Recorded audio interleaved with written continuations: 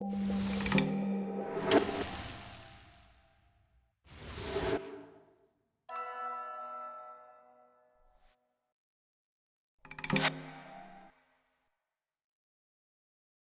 vous retrouve pour vous parler aujourd'hui d'une œuvre qui date des années 1920, 1921 exactement, une œuvre beaucoup moins connue que celle que l'on a vue la dernière fois, d'un artiste de style japonais, de style Nihonga, qui s'appelle Kainosho Tadaoto.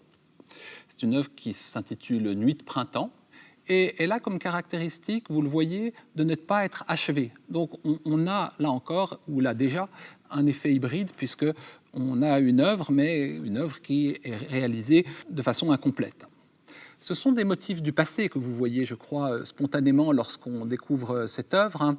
Des motifs du passé, ça commence par la oiran, par la courtisane. Dans ses mains, elle a une petite coupe dans laquelle se trouve un pétale de cerisier, et vous avez en bas à gauche un petit chigo. Petit chigo, si vous voulez, c'est un enfant de cœur, hein. Mais il faut bien comprendre qu'historiquement, le chigo a évidemment une dimension religieuse, mais il a aussi une dimension érotique, et c'est tout à fait important ici. Autrement dit, on a des images qui sont liées à Kyoto. Kainosho Tadaoto est un artiste de Kyoto. Des artistes qui sont liés à une certaine tradition, mais qui est en train de disparaître à l'époque même, hein. Et bien sûr, hein, les motifs qui sont représentés, le pétale, hein, la nuit de printemps, l'enfance, hein, ne font qu'accentuer ce sentiment de l'instant fragile et évanescent. Et bien sûr, l'inachèvement de la peinture ajoute encore à cette mélancolie du temps. Et pourtant, ce qui peut paraître ici traditionnel, se référer, s'inscrire dans une tradition japonaise que l'on connaît bien, me paraît aussi extraordinairement moderne, c'est-à-dire traversé de force, de dynamique qui bouleverse les valeurs. Comme je le disais, Kainosho Tadaoto est un peintre de Kyoto, mais il va très tôt chercher à rompre avec l'esthétique du Nihonga et puiser du côté de l'ukiyo-e, vous savez, l'estampe, qui, vu du Japon, et en particulier à cette époque, est un art qu'on va dire populaire, hein, voire grivois. Et il va regarder un petit peu de ce côté-là pour essayer de sortir de l'atmosphère compassée qui est celle de ses aînés, de ses professeurs.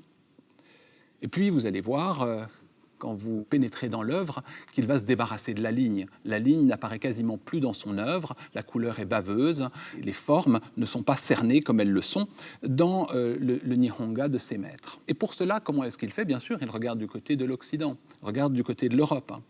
Vous voyez par exemple ce sourire, hein, évidemment très exagéré dans Nuit de printemps, mais qui dans des œuvres antérieures est beaucoup plus marqué. Il regarde du côté de la Joconde, de Mona Lisa.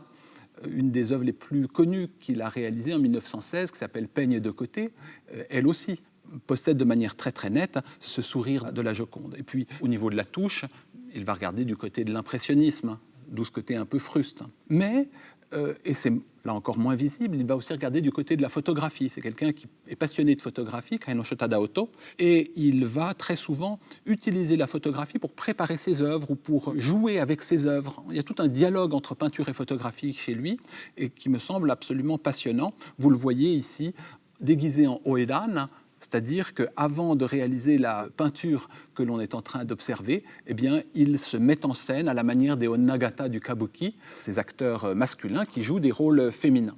Il y en a d'autres où il joue à se mettre nu devant des portraits avec comme ça tout un jeu des allers-retours entre la photographie, l'étude et puis le tableau.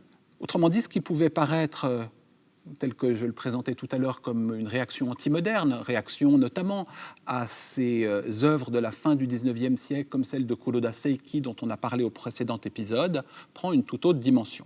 Et enfin, il y a une autre forme plus nette d'hybridité, c'est évidemment ce trouble dans le genre qu'on ressent dans cette œuvre. L'hybridité des formes, l'hybridité des références et des techniques trouve son miroir dans le traitement des corps.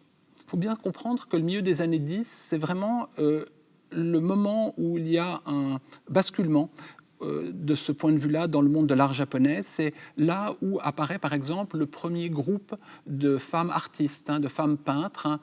Je pense notamment à Kitani Chigusa, à Shima Seien. Et Kainosho Tadaoto sera sensible à leur manière nouvelle de traiter les corps. lui-même est à la fois attiré par les hommes et par les femmes, ce qui est assez caractéristique de cette période de Taisho, et cette tension se ressent dans toute son œuvre au fond. Très tôt, en 1915, dans une œuvre qui s'appelle L'épilation, il représente ce trouble au fond du passage de l'enfance au monde adulte, c'est-à-dire ce passage d'un stade asexué ou plurisexué au monde adulte où le genre est assigné par la biologie. C'est ce qu'on retrouve dans cette nuit de printemps, puisqu'on a d'une part ce Chigo, ce garçonnet désirable dans la tradition japonaise, et particulièrement dans la tradition bouddhique, qui en plus refuse l'achèvement sur les deux plans de la figuration et de la forme, puisque l'œuvre n'est pas terminée. D'autre part, cette figure maternelle extrêmement sensuelle, excessivement ronde et un peu effrayante, je dois bien le dire, qu'il représente au centre. On est là dans une esthétique de l'indiscriminé.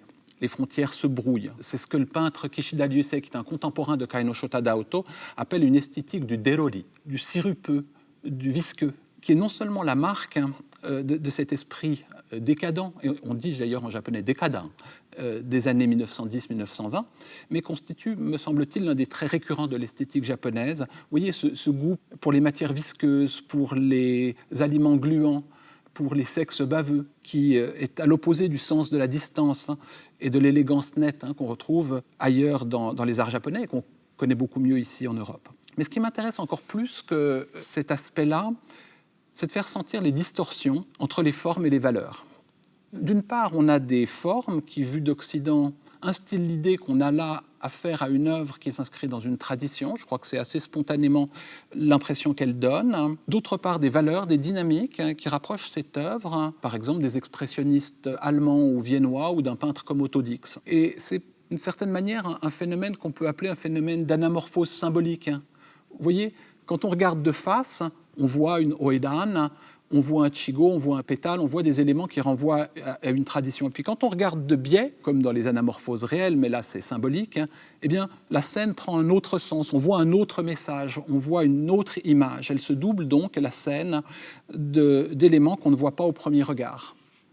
En définitive, il me semble qu'on a là, dans cette œuvre de Kainosho Tadaoto, une tentative de superposer des images qui viennent d'horizons extrêmement différents, des images qui sont celles du Japon populaire, l'ukiyo-e, qui viennent du kabuki, qui est aussi un registre populaire, mais aussi occidental, parmi celles-là, certaines qui sont les plus en pointe, la photographie, et en essayant de fondre tout cela en rendant flous les contours, de sorte à ce qu'on ne voit pas ce mélange, vous voyez, sortir d'une hybridité qui serait patente, évidente, à la manière de la chimère, mais qui, de façon générale, donne malgré tout un caractère un petit peu monstrueux.